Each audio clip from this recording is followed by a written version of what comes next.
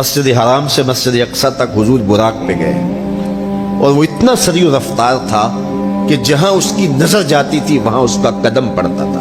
تو اس نے تو پہلا قدم اٹھایا ہوگا تو مسجد اقصی میں جا پڑا ہوگا. اور اتنی سرعت کے ساتھ وہ رفتار کے ساتھ چلتا ہے. پھر حضور اس کی پشت پہ جلوہ فراز. یہ 1000 کلومیٹر فی گھنٹے کی رفتار سے جہاز چلے تو کسی میں ہے ہمت کہ اس کی ننگی پشت پہ بیٹھ جائے؟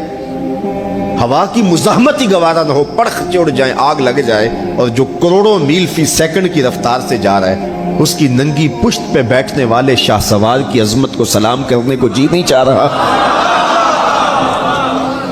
اچھا پھر اتنی سرعت کے ساتھ جائیں تو راستے میں کوئی دکھائی بھی دے تو سجھائی نہیں دیتا، اچھی طرح پہچان نہیں پاتا بندہ. یار تم گزرے تھے، کہا میں تیزی میں تھا. تو تیزی میں جو چیز نظر آئے تو اس کو پوری طرح پہچانا نہیں جاتا.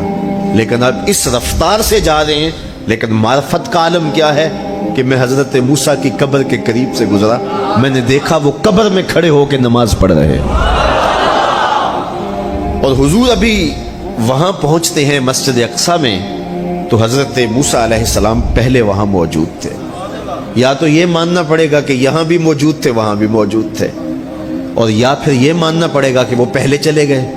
اور اگر پہلے چلے گئے تو پھر کیا وہ میرے حضور سے پہلے چلے گئے؟ تو جواب آیا کہ نہیں، حضور علیہ السلام تو اپنی رفتار سے جا ہی نہیں رہے تھے.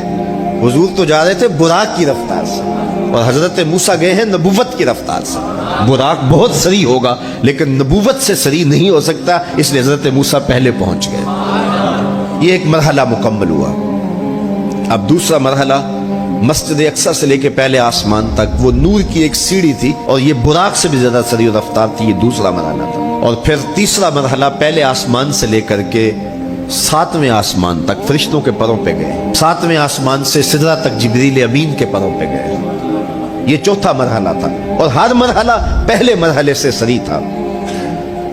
اور پھر سدرہ پہ جا کے جبریل نے بھی کہا کہ آگے میں نہیں جا سکتا. لو دنوت خطوۃ لاحترقت، اگر میں آگے بڑھوں تو جل کے راکھ ہوتا ہوں. تو حضور علیہ السلام کے لیے ایک سبز نوری تخت لایا گیا جسے رف رف کہتے تھے. اس پہ حضور تشریف فرما ہوئے. پھر وہ کس صورت سے گیا؟ ان 4 مراحل سے زیادہ سری و رفتار تھا. رف رف کی منتہائی پرواز جب ہوئی تو میں حضرت کی روح سے فیض لے کے کہتا ہوں کہ رف رف کے بھی بس بس ہو گئے. اب یہ 5 مراحل اپنی انتہا کو پہنچے. اب یہ حضور کی ذاتی رفتار نہیں تھی، ذاتی رفتار اب شروع ہونے لگی ہے. اللہ اکبر. پھر آواز آئی ادنو منی یا احمد، پیارے رک کیوں گئے ہو، آگے آؤ. اللہ اکبر. اور حضور پھر اعلیٰ حضرت فرماتے ہیں کہ ڈرتے جھجکتے آگے بڑھے. کیوں؟ جلال و ہیبت کا سامنا تھا، جمال و رحمت ابھارتے تھے. عبد تھے نا، معبود کی حضور حاضر ہو رہے تھے تو جلال و ہیبت کا سامنا تھا، جمال و رحمت ابھارتے تھے. آواز آئی محبوب آگے بڑھیے. حضور نے ایک قدم اٹھایا.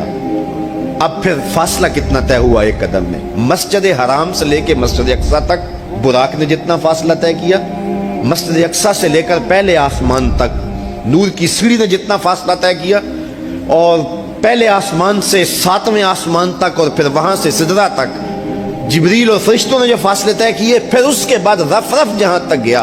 ٹوٹل ان 5 مراحل میں جتنے فاصلے طے ہوئے حضور کے ایک قدم اٹھنے سے اتنے فاصلے طے ہو گئے.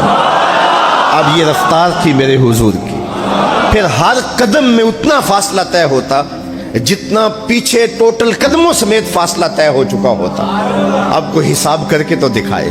اللہ اکبر. اور پھر آواز آتی گئی بڑے محمد کریم و احمد، قریب آ سرور ممجد، نثار جاؤں وہ کیا ندا تھی، وہ کیا سما تھا، وہ کیا مزے تھے. 70,000 مرتبہ آواز آئی اور حضور کے قدم اٹھتے گئے. پھر کہاں تک پہنچے کوئی حد ہے ان کے عروج کی، بالا غل اولابے. اور اس کو میرے رب نے سفر نہیں کہا یہ ابھی میرے نبی کی سیر ہے.